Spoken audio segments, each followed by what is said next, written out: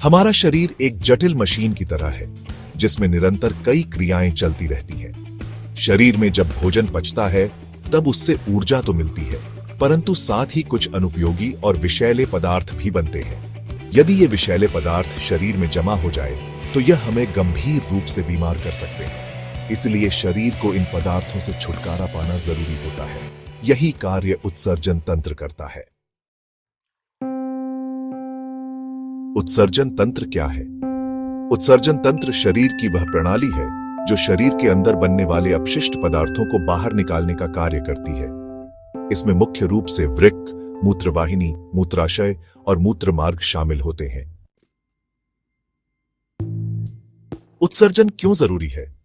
जब हम भोजन करते हैं तब उसका पाचन होता है और शरीर को पोषक तत्व मिलते हैं, परंतु कुछ ऐसे तत्व भी बनते हैं जो शरीर के लिए हानिकारक होते हैं, जैसे यूरिया, यूरिक अम्ल, अतिरिक्त पानी और लवण।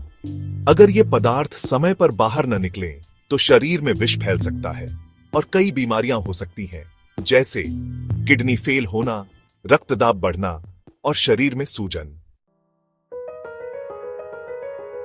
मनुष्य के उत्सर्जन तंत्र के मुख्य अंग। अब हम मनुष्य के उत्सर्जन तंत्र के हर अंग को सरल भाषा में समझते हैं। 1. वृक्क। मनुष्य के शरीर में 2 किडनी होती है, एक बाईं ओर और एक दाईं ओर, रीढ़ की हड्डी के दोनों ओर। ये लगभग सेम के आकार की होती है और गहरे भूरे रंग की होती है। किडनी का मुख्य कार्य है रक्त को छानना और उसमें से यूरिया, अतिरिक्त पानी और लवण को निकालना। हर किडनी में लाखों की संख्या में नेफ्रॉन होते हैं जो उत्सर्जन की सबसे छोटी कार्यात्मक इकाई होते हैं। नेफ्रॉन क्या होता है? नेफ्रॉन रक्त से अपशिष्ट को छानने का काम करता है। इसका 2 भाग होते हैं, बोमैन कैप्सूल जहां पर रक्त से अपशिष्ट पदार्थ छाने जाते हैं और ट्यूब्यूल जहां से उपयोगी पदार्थ जैसे पानी और ग्लूकोज दोबारा अवशोषित किए जाते हैं और बाकी अपशिष्ट मूत्र के रूप में भेजे जाते हैं। मूत्रवाहिनी ये एक पतली नली होती है जो किडनी को मूत्राशय से जोड़ती है। किडनी में बनने वाला मूत्र मूत्रवाहिनी के माध्यम से मूत्राशय में पहुंचता है। हर किडनी से एक एक मूत्रवाहिनी जुड़ी होती है, यानी शरीर में 2 मूत्रवाहिनियां होती हैं।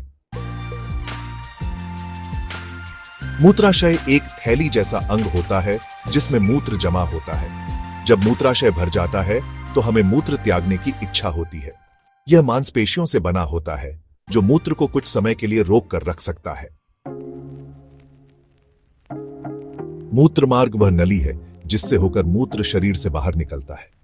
मूत्र मार्ग के अंत में एक मांसपेशीय वाल्व होता है जो मूत्र के प्रवाह को नियंत्रित करता है।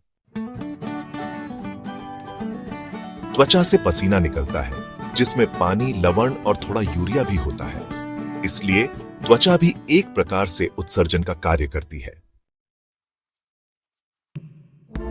फेफड़े हमारे शरीर में एक बहुत ही महत्वपूर्ण भूमिका निभाते हैं। हम सांस के माध्यम से कार्बन डाइऑक्साइड बाहर निकालते हैं, इसलिए फेफड़े भी गैसीय उत्सर्जन में मदद करते हैं। यकृत या लिवर अमोनिया जैसे विषैले पदार्थों को यूरिया में बदलता है, जिसे फिर किडनी बाहर निकाल देती है। उत्सर्जन प्रक्रिया की चरणबद्ध क्रिया कुछ इस प्रकार होती है। सबसे पहले रक्त किडनी तक पहुंचता है, फिर किडनी का नेफ्रॉन उस रक्त को छानता है। छानने के बाद जो तरल बनता है वही मूत्र कहलाता है। यह मूत्र मूत्रवाहिनी के माध्यम से मूत्राशय में पहुंचता है। जब मूत्राशय भर जाता है तब मूत्र मूत्र मार्ग से बाहर निकल जाता है। उत्सर्जन तंत्र से जुड़ी कुछ आम बीमारियां भी होती हैं, जैसे गुर्दे की पथरी, जब किडनी में लवण और खनिज इकट्ठा होकर कठोर रूप ले लेते हैं। यूरिन इन्फेक्शन, जिसे हम यूटीआई कहते हैं, यह तब होता है जब मूत्र नली में संक्रमण हो जाता है। गुर्दे का फेल होना, यानी जब किडनी रक्त को छानना बंद कर देती है। और नेफ्राइटिस, जिसमें नेफ्रॉन में सूजन आ जाती है। उत्सर्जन तंत्र का कार्य हमारे शरीर के बाकी अंगों से भी जुड़ा होता है। जैसे पाचन तंत्र भोजन को पचाता है और उसका उपयोगी भाग शरीर को देता है, वहीं अपशिष्ट भाग को उत्सर्जन तंत्र बाहर निकालता है। मनुष्य का उत्सर्जन तंत्र शरीर के स्वास्थ्य को बनाए रखने में बहुत ही महत्वपूर्ण भूमिका निभाता है। यह न सिर्फ अपशिष्ट पदार्थों को बाहर निकालता है, बल्कि हमारे रक्त को भी साफ करता है। अगर यह तंत्र सही से काम न करे, तो शरीर में विषैले तत्व इकट्ठे हो सकते हैं, जो गंभीर बीमारियों का कारण बन सकते हैं। इसलिए हमें अपने उत्सर्जन तंत्र का ध्यान रखना चाहिए, स्वच्छता बनाए रखनी चाहिए और पर्याप्त मात्रा में पानी पीना चाहिए।